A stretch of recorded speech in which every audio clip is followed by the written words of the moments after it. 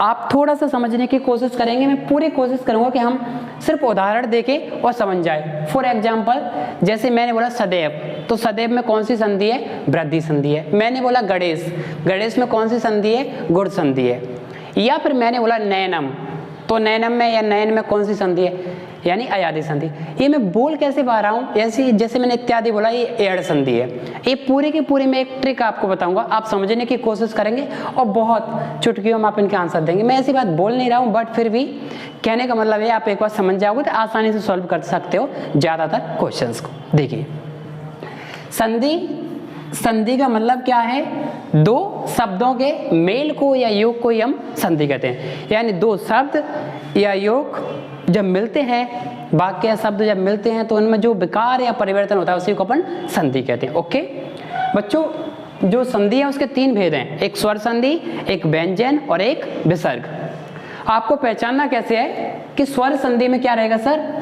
Vowels रहेगा। Vowels यानी स्वर, आ से लेके आ, ई, उ, ए, उ, जितना भी है ओ, औ, अम, है तक वो स्वर आएगा हिंदी का। और व्यंजन में कॉन्सोनेंट, का से लेके ज्ञा तक जितने भी व्यंजन है वो आएंगे व्यंजन वाली संधि में। और विसर्ग में सर लास्ट में विसर्ग रहेगा, इट मीन्स विसर्ग, फिर इसकी संधि बनेगी। मैं आपको बताऊंगा अभी। जैसे स्वर है, स्वर संधि का उदाहरण जैसे गणेश, तो गुण धन इस हो गया इसमें, वो मैं बताऊंगा पूरा का पूरा। अब देखते हैं स्वर संधि के 5 भेद हैं, 5 टाइप है, वो समझो। दीर्घ संधि, गुण संधि, वृद्धि, एड़ और अयादि। आप लोग भी आंसर देंगे जब मैं आपको समझा दूंगा तब, ठीक है। दीर्घ संधि क्या है सर? मात्राओं की वृद्धि। ऐसी संधि सर जिसमें मात्राएं बढ़ रही हैं, वहां पर कौन सी संधि होगी? दीर्घ संधि। कौन सी? दीर्घ संधि। जैसे बड़ी की मात्रा, बड़ऊ की मात्रा, बढ़िया की मात्रा।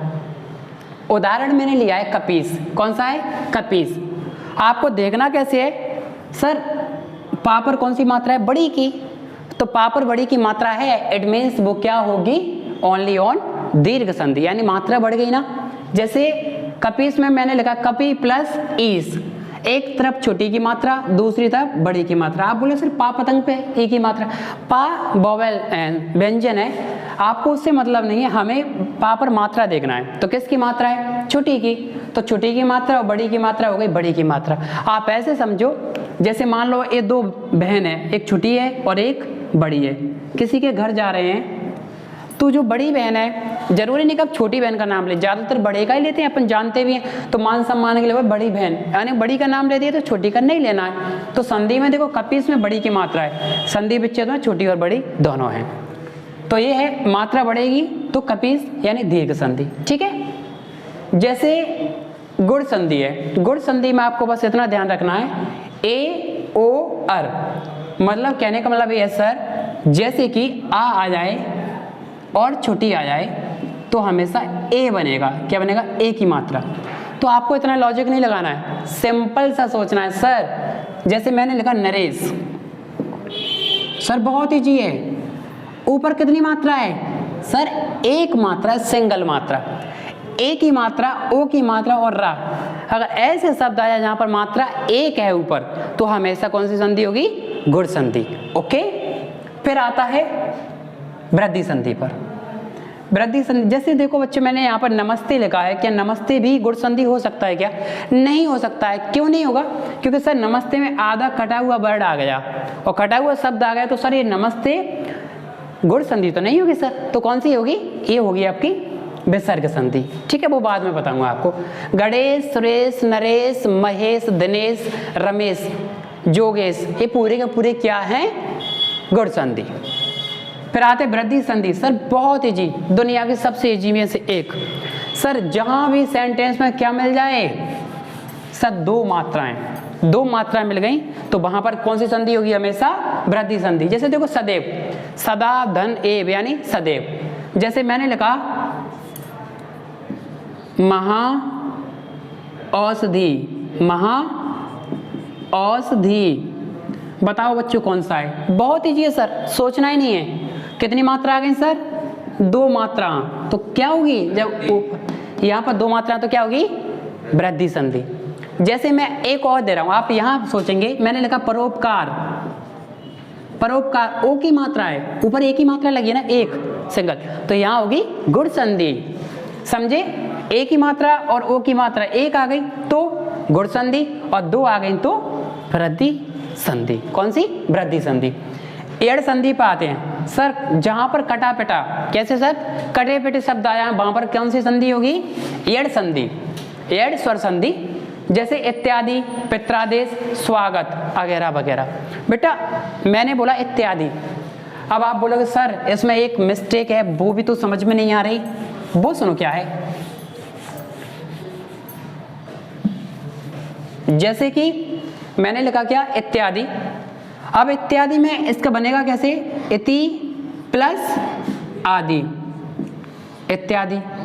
ये हो गया, ये हो तो गया, बट बनाया कैसे इत्यादि का आपने? सर देखो यहाँ पर ता आधा है, यहाँ पित्रादेश में ये वाला, ये पित्रा लगा, ये वाला त्रा ये आ जाए, लेकिन ये बनेगा इस तरीके से, इस तरीके से, तो आधा कटा हुआ वर्ड इसमें भी है, तो अपन इसका पित्रादेश बना भी सकते हैं। कैसे? पितृ प्लस आदेश। मैंने इसमें जो रूल है उनको नहीं देखा है, रूल वगैरह कुछ नहीं, आप समझो लॉजिक को, यानी मैं फिर से बता रहा हूँ आपको, इसको समझे। जैसे मैंने लिखा स्वागतम, कटा हुआ वर्ड आ गया इसमें, स्टार्टिंग में पित्रादेश में त्रा आ गया, इसमें ता आ गया। ऐसे वर्ड जो कटे हुए आधे हैं, आधे वर्ड त्या, इस तरीके से ये हमेशा यड़ संधि होंगी, ठीक है, ध्यान रखना है। लेकिन बच्चों इसकी एक शर्त भी है, वो शर्त क्या है? ऐसे कटे हुए वर्ड विसर्ग संधि में भी आ जाते हैं या व्यंजन में भी आ जाते हैं। जैसे मैं बता रहा हूं, मैंने लिखा सज्जन, क्या लिखा? सज्जन। सर आप बोलोगे आप ही ने तो बोला कि कटा हुआ वर्ड तो यड़ कर दो, नहीं करना है। क्यों? क्योंकि यहाँ जो जा आया है ना, वो व्यंजन संधि का है। सर एक कौन सी बात कर दी बेटा? ऐसा है जो जा है ना, एक चा, छा और जा, थर्ड नंबर का एक रूल है, वो मैं बताऊंगा व्यंजन में। लेकिन हमारा देखो स्वागतम सा या पितृ इत्यादि, ये कटे हुए वर्ड है, वो ता स्टार्टिंग में आ रहे हैं शुरुआत में, तो इस तरीके से कटे पिटे वर्ड यड़ संधि। अयादि संधि बहुत ईजी सर, आए आए अब आव, इनको बोलते हैं अयादि स्वर संधि। तो इसको समझते हैं, देखो किस तरीके से रहेगी, पूछ लो। अयादि संधि में कैसे करेंगे? आए आए किस तरीके से बनना है? जैसे मैंने लिखा, ध्यान से सुनना, नयन लिखा, अयादि में हम भूल जाते हैं, क्या लिखा? नयन। अब आप बोलोगे सर इसमें संधि बताओ कौन सी होगी? बहुत ईजी है, कुछ भी नहीं सोचना है। सर ना है लेकिन इसमें मात्रा है, हाँ सर किसकी? छोटे आ की, तो आ बोलूंगा इसको, तो कैसे बनेगा? इसका हो जाएगा नय धन अन, नय धन अन, यानी कि ने प्लस अन, नय अयन, ठीक है। ये हुआ कैसे वो सुनो। जैसे आए आए अब आव, ये कब बनेंगे? इसमें एक लाइन है कि जैसे जब कभी भी ए आई ओ औ के बाद कोई स्वर आ जाए तो हमेशा इस तरीके से एक मात्रा की ये बन जाएगा ए। तो नयनम का क्या हो गया? मतलब ए इस तरीके से ई प्लस आ किया, इसको आप इसको छोड़ो, आपको सोचना नहीं। जैसे नैनम मैंने कैसे लिखा? आए यानी ए के बाद आ गया तो नैनम हो गया। जैसे मैं बोल रहा हूँ पावन, बोल रहा हूँ पावन, तो आपको देखना है आए आए अब आव, अगर ये वाले वर्ड बनने हैं तो सही है। जैसे मैंने यहाँ लिखा भी है चैनम, तो चा और आ, तो चा पे छुटिया की मात्रा, तो आए पढ़ूंगा। जब आए पढ़ूंगा तो क्या हो जाएगा? ए प्लस आ, तो ए प्लस आ बन के बनाएगा आए, क्या बनाएगा? आए। और अगर आए हो जाए तो बड़ी मात्रा आ जाएगी। जैसे मैंने पावन लिखा है तो यहाँ बनना है क्या? आब, क्या बनना है? आब। और आब कैसे बनेगा? कंडीशन है कि औ की मात्रा होगी सर, किसकी? औ की मात्रा होगी, फिर उसके बाद कोई एक वोवेल होगा, इस तरीके से बनेगा। सर कैसे? बेटा देखो पावन है तो कुछ नहीं करना है, अब पाए तो आब लिखा है, देखो पढ़ के देखो, आब, पा को हटाएंगे तो आब बनना है, रूल है। तो क्या हो जाएगा? औ की मात्रा लगाएंगे सीधी, पा पे पऊ प्लस लास्ट में अन। आप बोलोगे सर वाह वन कहाँ गया? वाह, बेटा ये आब में ही आ गया, इफेक्ट है आए आए अब आब। आप बोलोगे सर ये मिलेगा कैसे? तो बहुत ईजी है। जैसे मैंने नैनम लिखा, नैनम लिखा, चैनम लिखा, ऐसे वर्ड जिनमें ये वर्ड दिखाई दे रहे हैं वो हमेशा कैसे रहेंगे, अयादी संधि, अय आय अब आप। एक और है हमारी पूर्व रूप संधि, इसका बहुत ईजी है, इसमें क्या आता है, एस टाइप का आता है। क्या आता है, एस टाइप का रहता है, ठीक है। ऐसे मतलब लिख सकते हैं ओ हम इस तरीके से, ठीक है। ए वाला एस टाइप का करके कुछ रहता है, ठीक है। ए पूर्व रूप संधि है। तो इस तरीके से स्वर संधि अपनी कंप्लीट होती है। बच्ची विसर्ग संधि, उसको समझो आप ध्यान से सभी। Yes start. इस तरीके से स्टूडेंट यहाँ पर स्वर संधि अपनी एंड हुई। अब आते हैं अपन व्यंजन संधि पर।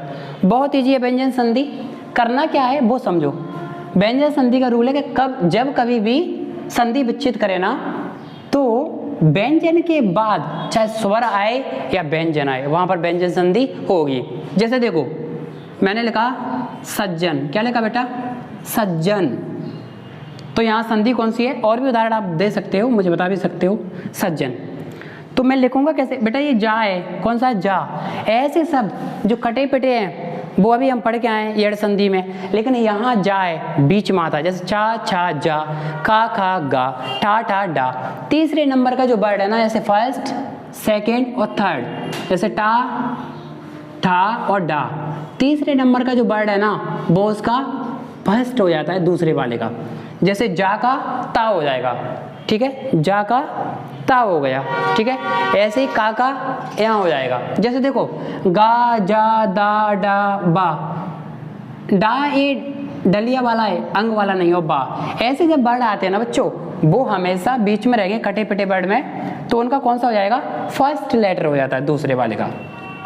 जैसे सज्जन का क्या हो जाएगा, सतजन, क्या हो जाएगा, सत प्लस जन, सज्जन। आप बोलो सर ये कैसे हो गया, क्योंकि बेटा ये जा है ना वो कौन सा हो गया, जा का ता वर्ग हो गया, ता वर्ग, तो सज्जन का सतजन, समझे प्लीज, सज्जन। अब आते हैं अपनी इसी तरीके से और भी इसके उदाहरण हैं, शायद सम्मान भी है इसमें। देखो मैंने लिखा सम्मान, क्या लिखा, सम्मान, इसमें भी व्यंजन संधि है। वो कैसे, देखो मैंने सम्मान लिखा, आधा वर्ड कौन सा है, माँ का, तो देखो अंग अणा ना मा, आपको पता चल रहा है क्या बात बोला मैंने।